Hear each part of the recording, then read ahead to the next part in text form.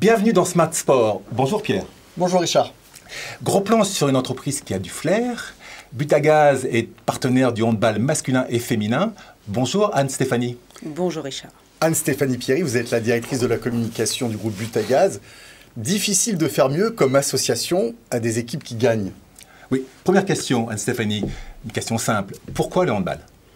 Alors Butagaz, c'est une entreprise que vous connaissez bien, fournisseur de gaz, tout le monde connaît la bouteille bleue. Et en 2017, Butagaz a décidé de devenir fournisseur multi-énergie. Et pour accompagner ce renouveau, pour accompagner cet élargissement de son activité, Butagaz avait besoin d'un accélérateur et ça a été le sponsoring sportif. Et en 2017, on a décidé de devenir partenaire de la Fédération française de handball. Oui. Aussi bien pour les équipes féminines que masculines. Alors, la quasi-parité du handball, en termes de licenciés, a-t-elle joué ? Ah, absolument. Pour nous, c'était important d'avoir un sport collectif, un sport qui gagne en France, aussi bien pour les hommes que pour les femmes. Chez Butagaz, la parité, c'est un élément extrêmement important. On a un comité exécutif qui est aussi bien féminin que masculin, 4 femmes, 4 hommes.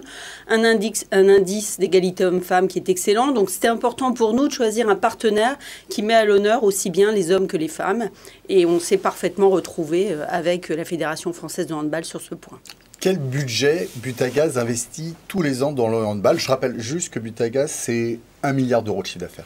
Oui, absolument. Alors, le chiffre, je n'ai pas le droit de vous le donner, je ne vous le donnerai pas. En revanche, ce que je peux vous dire, c'est qu'en 2022, 50% de notre budget de communication va être consacré au handball.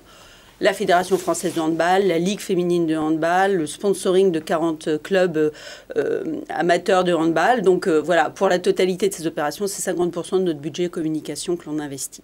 Alors, vous accompagnez les équipes nationales, à la fois féminines et masculines, mais aussi des joueurs à titre individuel, notamment Nikola Karabatic et Alison Pinault. Qu'est-ce que vous attendez d'eux ?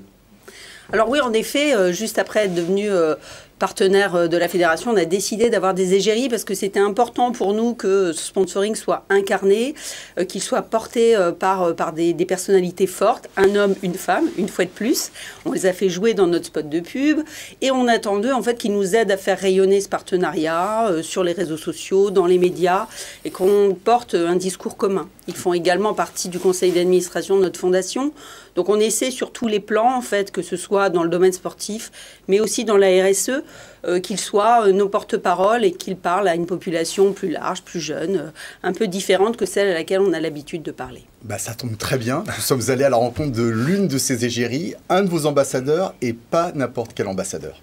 Ambassadeur très fier, car outre son engagement auprès de mon sport, c'est la politique RSE concrète, l'engagement pour la protection de l'environnement à travers la fondation Butagaz qui œuvre à la rénovation énergétique, qui m'ont convaincu de faire partie de l'aventure, que j'espère encore très longue. À très bientôt sur un terrain ou derrière la télé. Très bel ambassadeur, dites-moi.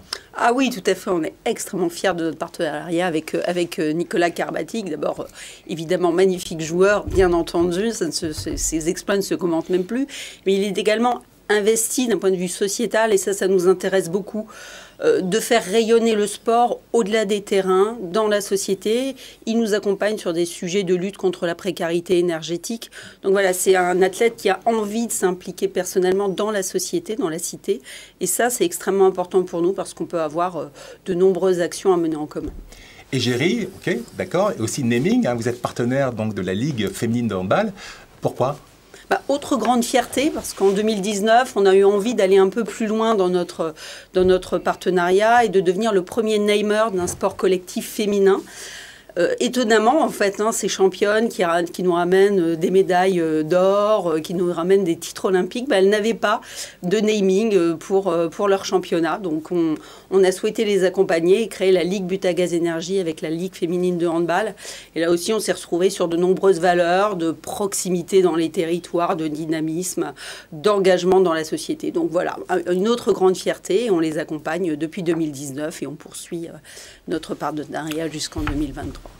Le handball amateur, est-ce que ça rentre également dans votre stratégie ? Absolument. Alors plus récemment, là, en 2021, on a décidé d'aller encore un pas plus loin puisque nous, notre stratégie, c'est pas de diversifier les sports dont on est partenaire, mais c'est plutôt de choisir ce sport, le handball, et d'aller le plus loin possible dans son accompagnement, dans tout ce qu'il propose. Et donc, effectivement, on a apporté une nouvelle pierre à l'édifice en devenant sponsor de clubs amateurs partout en France. Donc, on a lancé un appel à candidature avec la Fédération française du handball et on a décidé de devenir sponsor de 40 clubs un peu partout en France, un peu partout dans les territoires, ce qui permet à 900 jeunes de porter un équipement Adidas fourni par Butagaz. C'est ça, c'est pas une dotation en argent, c'est de l'équipement. C'est de l'équipement, oui, absolument. Donc, équiper des jeunes en maillot, en short et en sac Adidas pour que, ils puissent pratiquer leur sport. Voilà, on a les gens leur charge, en fait.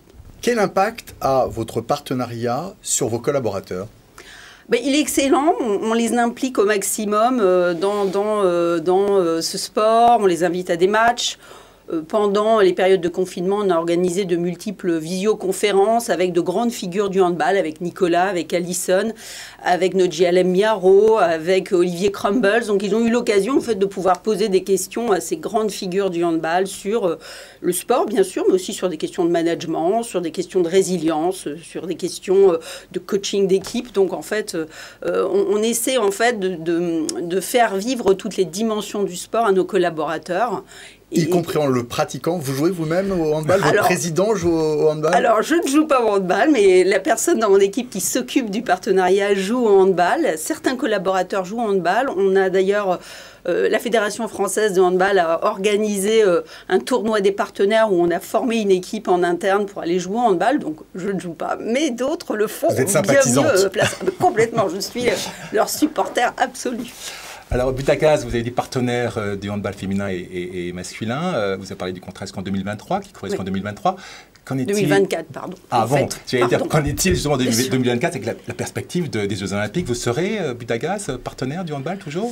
Alors oui, on est engagé jusqu'en 2024, donc on va les accompagner. On est aussi très sensible à la question de la valorisation du sport féminin dans la trajectoire de 2024 et on va faire tout notre possible aux côtés de Sportsora, aux côtés de la Fédération française de handball, aux côtés de la Ligue pour que le handball soit visible et pour que le handball féminin soit visible. Voilà. Merci Anne-Stéphanie Pierry. Je vous en prie. Merci. Merci.